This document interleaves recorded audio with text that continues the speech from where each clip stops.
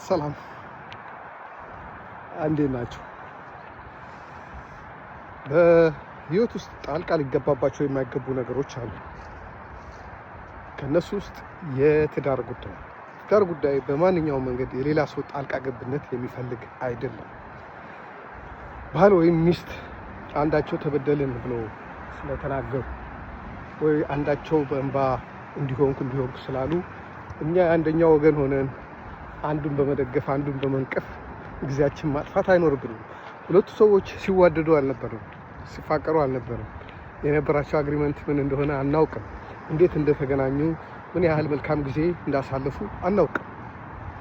እኛ ያወቅነው በኋላ ሰው እንግዲህ በተፋቀረ ጊዜ ሁሉ ነገር ጥሩ ነው ሲል ቆይቶ ከተለያየ በኋላ በአንዳንድ ነገር አንዱ መኮነኑ የተለመደ ነው። ይሄ ሰው ባህሪ ነው።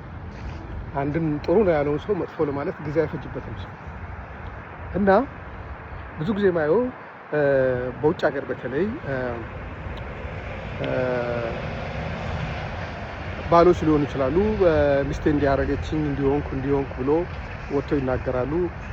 ሚስቶች ደግሞ ባሌ እንዲያረገኝ ብሎ ይናገራሉ። ሌላው ሰው ሲፈርድ ነው የምናየው። የሁለቱ ግንኙነት በሁለቱ ነው ማለቅ ያለበት። ለማንም ከነሱ ከራሳቸው በላይ ተቆርቋሪ ልንሆን አንችልም። በፍቅር ጊዜ ጥሩ ካሳለፉ ፍቅራቸው ካለቀ በሰላም መለያየት አለባቸው እንጂ የኛ ጣልቃ ገብነት ብዙ አያስፈልገውም። ጎራ ለይተን ወንድ ለወንድ ሴት ለሴት ደግሞ መነታረኩ ተገቢም አይደለም፣ ትምህርት ሰጪም አይደለም።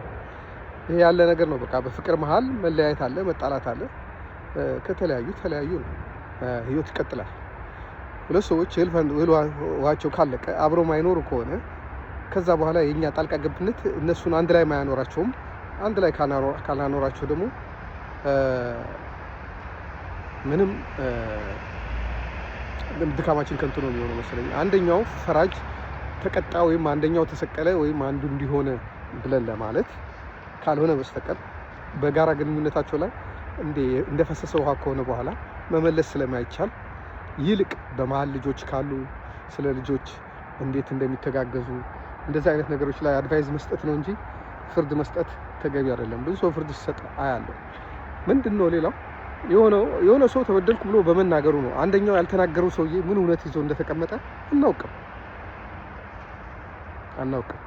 ለምሳሌ እሷ የልጆች አባት ጥሎኝ ሄደ ብላ ይሆናል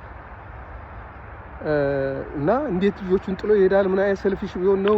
እንደዚህ ሆኖ ነው ተጠቅሞባት እንላለን። ግን እሱ ደግሞ ምናልባት ሚስቱን በሌላ ሰው አይቷት ቢሆንስ? ስለዚህ እድል መስጠት ካልቻለ ወይ እድል ሰጥቶም አንዴም ሁለቴም እድል ሰጥቶ አልተሳካለትም ይሆናል። ካልሆነ ደግሞ እድል መስጠት አልፈለገም ይሆናል። በእንደዚህ አይነት ነገር ላይ ሲሪየስ ሊሆን ይችላል። ወይ እሷ ታማኝ ሆና ቤቴን ስትል እሱ ሌላ ቦታ ሄዶባት ሊሆን ይችላል። ለዛ የተረጋገጠ ማስረጃ ካላት ግንኙነቱን ላትፈልገው ትችላለች። ስለዚህ ብዙ ጊዜ ታማኝ ሰዎች ጥቃትን መቀበል ይቸገራሉ። ሌላ ቦታ ማይሄዱ በቃ ለቤቴ ኑሬ ብሎ የተሰበሰቡ ሰዎች ቺት ከተደረጉባቸው ያ ነገር መቋቋም መሸከም ያለመዱት ነገር ስለሆነ አብሮ መኖርን ይከብዳቸዋል። የለመዱ ሰዎች ምንም አይደለም፣ በቃ እዚህም እዛም እየተጫወቱ መኖር ይችላሉ። ያለመዱ ሰዎች ናቸው ሁሉ ጊዜ የገፈቱ ቀማሽ የሚሆኑት። ያዘጋጁትም ሰው ስለማይኖራቸው አውላላ ሜዳ ላይ የሚቆሙትም እነሱ ናቸው። ምክንያቱም ኦነስት ስለሆኑ በዘመናቸው ከአንድ ሰው ጋር ነኝ ብሎ ስለሚያስቡ ከዛ ሰው ጋር ያለው ግንኙነት ከተበላሸ በኋላ ሌላ ሰው ለማግኘት ረጅም ጊዜ ይወስድባቸዋል። አያዘጋጁማ።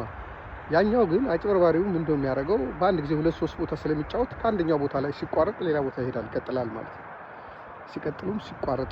ሲያቋርጡም አይታወቁም እንደተባለው ነው የሚሆኑት።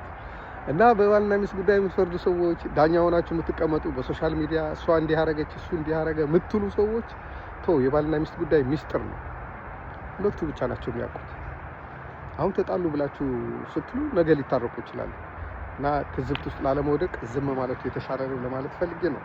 በትዳር ጉዳይ ላይ፣ በቤተሰብ ጉዳይ ላይ የውጭ ሰው ጣልቃ ገብነት ጥሩ አይደለም። በወንድምና ወንድም፣ በእህትና ወንድም፣ በእህትና እህት፣ በባልና ሚስት፣ በፍቅረኛሞች በእንደዚህ አይነት በልጅና በአባት በእንደዚህ አይነት ነገሮች ላይ ጣልቃ አትግቡ።